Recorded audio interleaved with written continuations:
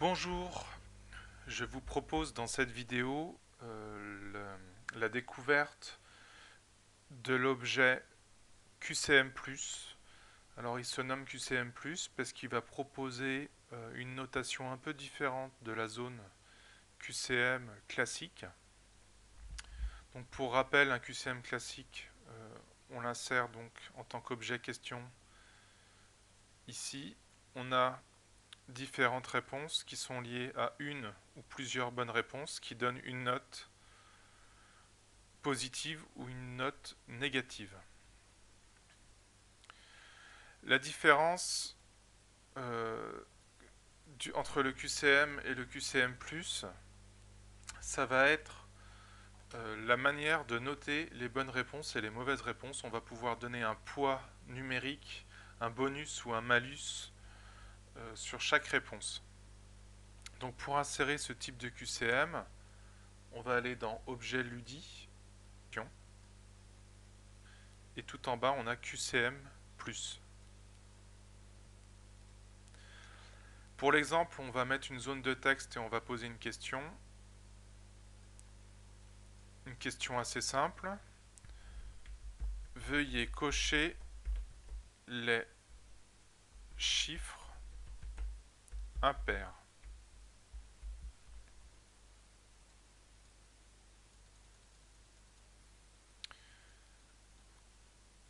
On va saisir donc les réponses. On va en mettre 4.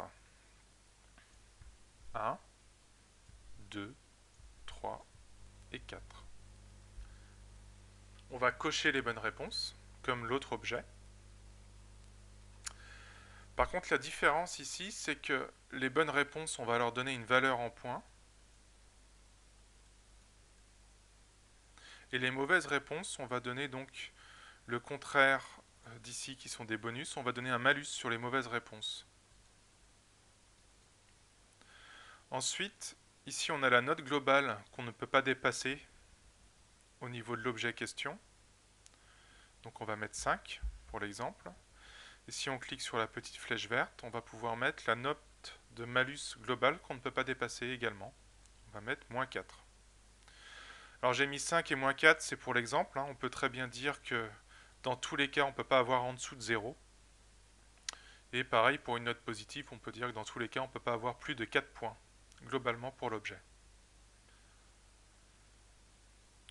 Donc voilà, on a mis en place un QCM+, qui permet donc d'avoir une variante. Donc imaginons que l'apprenant coche la case le 1 et le 2. 2 moins 2 va faire une note de 0. S'il coche le 2 et le 3, par contre, il va avoir que 1 point de bonne réponse. S'il coche le 1, le 2 et le 3, il n'aura que 3 points, puisqu'il y aura eu un malus de moins 2. Comme l'objet classique, on va pouvoir mettre une case à cocher je passe pour que l'apprenant puisse jouer la carte de l'honnêteté s'il ne sait pas ou qu'il a un doute sur la bonne réponse, qu'il ait 0 et non pas un malus. Voilà, on a fait le tour de ce nouvel objet. Je vous invite à le tester directement dans le logiciel Ludiscape et je vous dis à bientôt.